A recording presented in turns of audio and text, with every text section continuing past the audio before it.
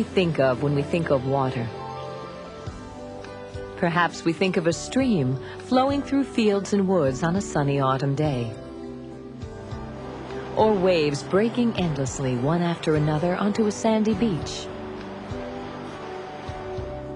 We might think of some of the thousands of different kinds of animals for whom the world's oceans, rivers, and lakes are home.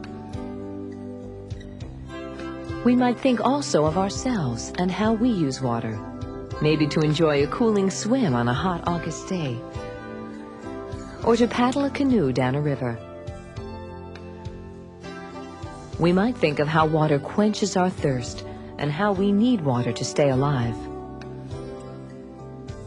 We appreciate and depend on water for many different reasons. But when we think of water, other kinds of images may also come to mind. Images of polluted streams and lakes, of beaches covered in trash and other debris that has washed ashore, of wildlife made sick or killed by poisonous chemicals dumped in our oceans. We may think also of how people use water carelessly or wastefully, and how we don't always have enough. This program is about water, why we need it, how it is threatened, and what we need to do to protect it.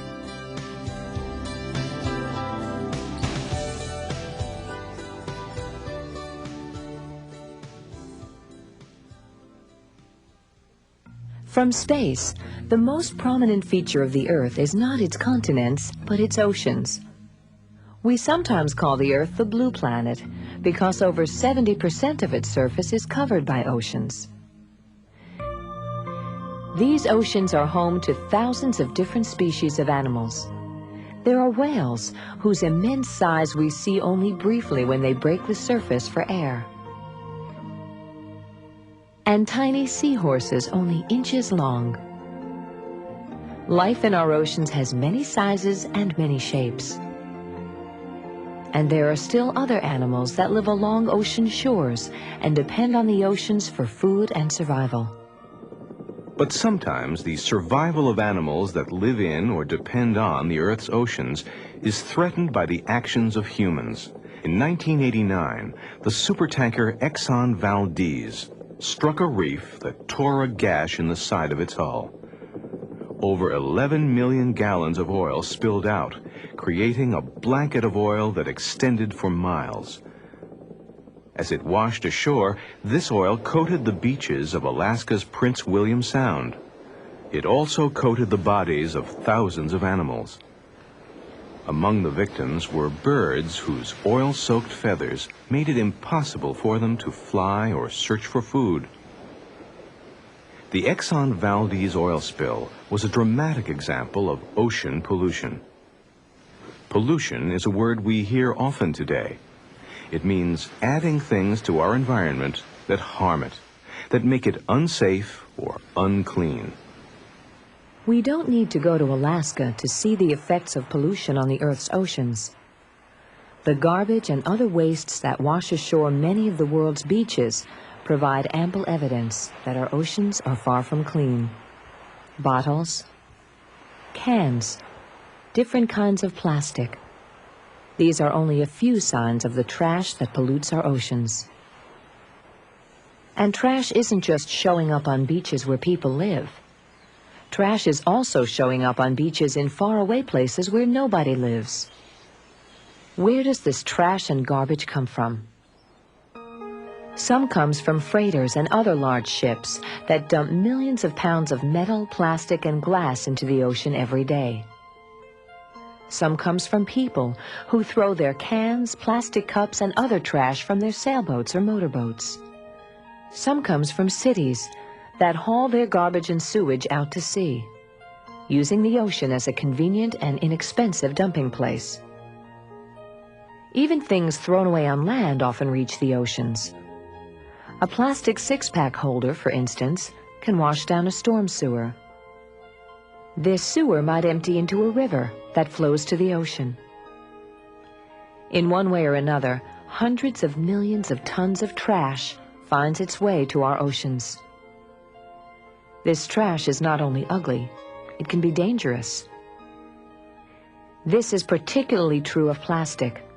This photograph shows a sea lion entangled in a discarded piece of plastic net. Every year, thousands of animals get tangled in plastic nets and six-pack holders and choke. Sea turtles can choke on plastic garbage bags that they've mistaken for their favorite food, jellyfish. Trash is a serious form of water pollution. But water can be polluted by other things that are even more dangerous. Every year, factories pour trillions of gallons of waste directly into the oceans. Some of this waste contains chemicals that are poisonous or toxic. Other toxic chemicals reach the oceans from places that are hundreds of miles away. Farms are an example. Farmers often spray their crops with chemical pesticides to kill insects. But these pesticides can wash into streams and rivers, which eventually empty into our oceans. Ordinary families also contribute to this kind of pollution. What we wash down the sink or flush down the toilet may end up in the oceans. Even water that looks clean may in fact contain chemicals that are harmful. Here's an experiment to show how water that looks clean can still be polluted. Get 6 clear cups and label them with numbers. Fill the first cup with clear water.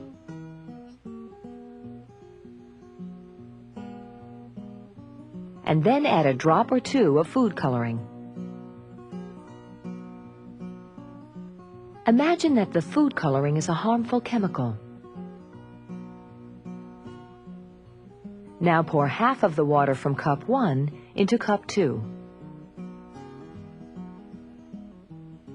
And then add clear water until the cup is full. Note the color of the water. Then pour half the water from cup 2 into cup 3 and add clear water again. Repeat this process with the other cups, each time noting how the color of the water changes.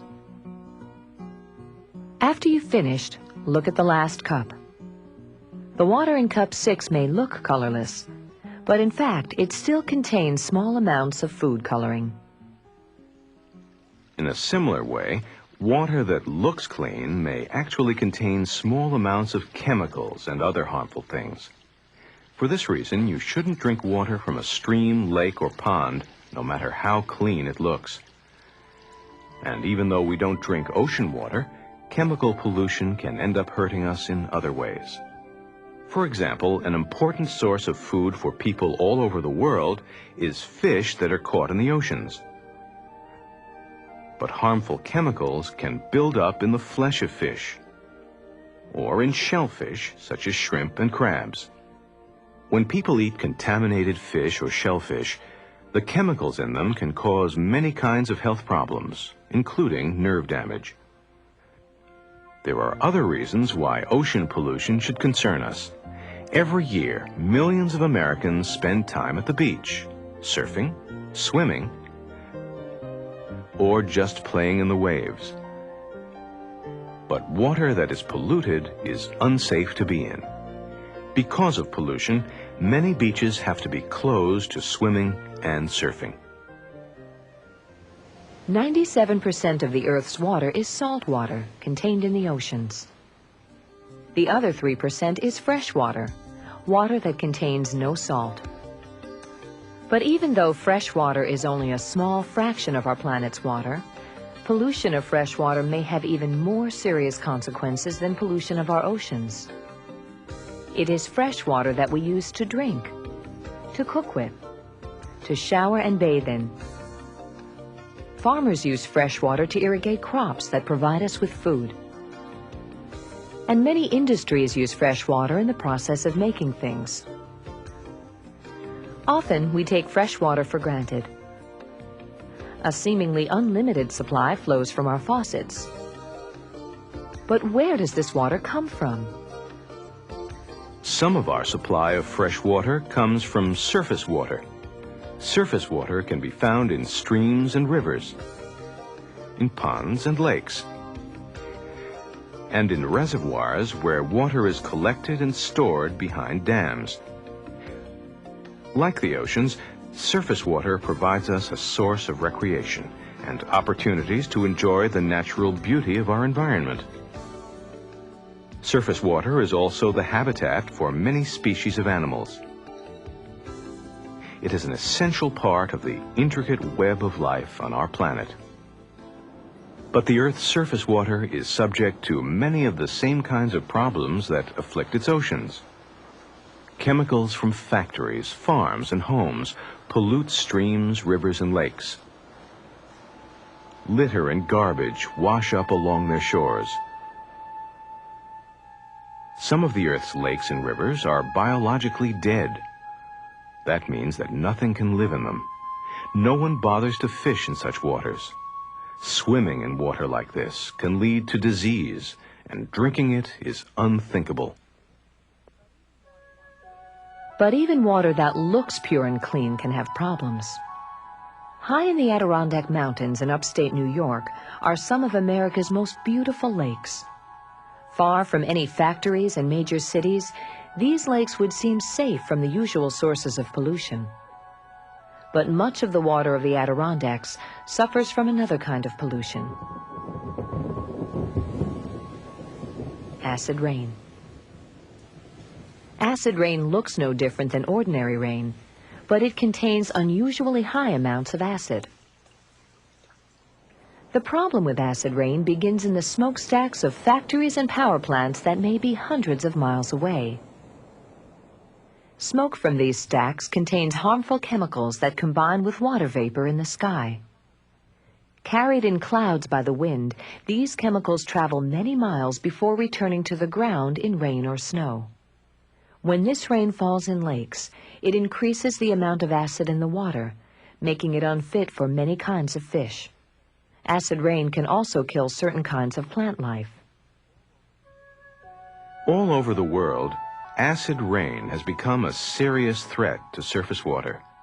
However, our biggest source of fresh water lies not in the surface water of lakes and streams, but where we can't see it: underground, in water called groundwater.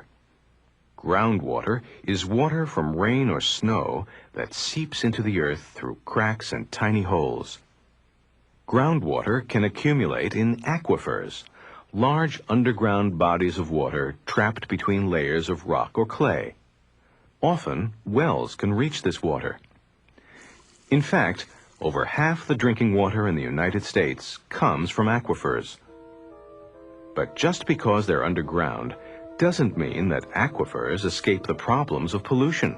One source of groundwater pollution is chemicals that are stored in toxic waste sites. These chemicals can leak from their containers and make their way down through the soil and rock to pollute the water underneath. Once groundwater is polluted, it may be hundreds of years before it becomes clean enough to drink or use. Many of the things that pollute surface water can also harm groundwater. One example is garbage. Much of the garbage we throw away is taken to sanitary landfills. Such landfills are designed to prevent chemicals in the garbage from leaking out. But even with precautions, chemicals can still leak out and pollute nearby surface and groundwater. There's another problem with the water we get from aquifers. We often use it up faster than it's being replaced. For example, in many places there is not enough rain or surface water to grow crops. So farms pump water from the aquifers that lie below them. The Ogallala Aquifer that lies under parts of Texas, Kansas, Nebraska, and other states is a case in point. At one time, the supply of water in the Ogallala Aquifer seemed like it could never run out. But farmers have been using more water than is being replaced by rain and snow. There is now a threat that parts of the aquifer will be pumped dry. But it isn't only on the farm that using too much water is a problem. Most Americans never stop to think that we have limited supplies of fresh water. We swim in large pools of it. We use it to make our lawns green and to flush our toilets. On average, each American uses over 100 gallons of water a day. Even in places where there is very little water, there is enormous waste. Parts of Arizona, New Mexico, and Southern California, and other areas of the Southwest are dry desert. And yet out of this desert have risen large communities complete with lawns, golf courses, and swimming pools, all made possible by water piped in from hundreds of miles away. This is the source of much of the Southwest's water, the Colorado River. As it flows through the Grand Canyon, its fast-flowing waters seem abundant. But as it makes its way to the Gulf of California, a vast network of dams blocks the Colorado and diverts its water to farms, cities, and towns that would otherwise be dry. In one way or another, almost all the water in the Colorado is being used, raising fears that there won't be enough in the future. The problems of water pollution and water shortage have led people to realize that water is a resource that needs to be conserved and protected from harm. There are many things that society and our local, state, and national governments can do. They can make it illegal to dump toxic or poisonous wastes in places where they can leak into groundwater. They can punish industries that dump poisonous chemicals and other things into our rivers and oceans. Farmers can be encouraged to reduce or eliminate their use of pesticides. Towns and cities can build sewage treatment plants that purify sewage and make water clean again before it is released into our waterways. In some places, such steps have already been taken, and the results give cause for hope. Some rivers are much cleaner now than they were 25 years ago. Some cities, like New York, are making it illegal to dump garbage at sea. Different nations are also beginning to ban ships from dumping plastic, giving hope that we'll see less litter washed ashore. But despite such efforts, much more needs to be done. And there are many things that you, your families, and friends can do to help. One thing is to clean up pollution that already exists. For example, students in some schools have adopted a stream to help make it clean again. At least once a year, they patrol the stream, picking up trash and debris. Other students are doing the same thing at beaches by cleaning up trash that has washed ashore and litter left by careless or thoughtless beachgoers. It is also important not to do some things, like wash harmful substances down a drain. Many of the things washed down a drain eventually reach our oceans, lakes, or rivers. Even something spilled or poured on the ground can affect our water. A gallon of paint, for example, can seep into the ground and pollute thousands of gallons of groundwater. We've seen how pollution is not the only problem with water. Fresh water is a limited resource. It shouldn't be wasted. But there are many ways to save or conserve water. One thing is to be a water detective. Look for leaky faucets. A dripping faucet may not seem like much of a problem, but over time that drip can waste a lot of water. To see how, put a coffee can under a leaky faucet and see how long it takes to fill up. A small leak can fill a coffee can in only a few minutes. In the course of a day, that might add up to 20 gallons that could be saved by fixing the leak. There are lots of ways to use less water. How many times on a hot day do you leave the water running to get cold enough to drink? To get that one glass of cold water, another 3 gallons of water went down the drain. A better way is to leave a bottle of water in the refrigerator. That way you can get the cold water you want right away without wasting a lot of water. Every time you use water, there are opportunities to save it. When you brush your teeth, for example, just wet your brush and turn the faucet off. By not running water the whole time, you can save 5 gallons. Here's what may be the biggest waster of water in the house: the toilet. Every time you flush the toilet, you use 5 to 7 gallons of fresh water that started out as pure as the water we drink. Before being used to flush, this water is collected in a tank behind the toilet. Every time you flush, this tank has to fill up again. One thing you can do is put a plastic jug full of water in the tank. This takes up room in the tank so that less water is needed to fill it.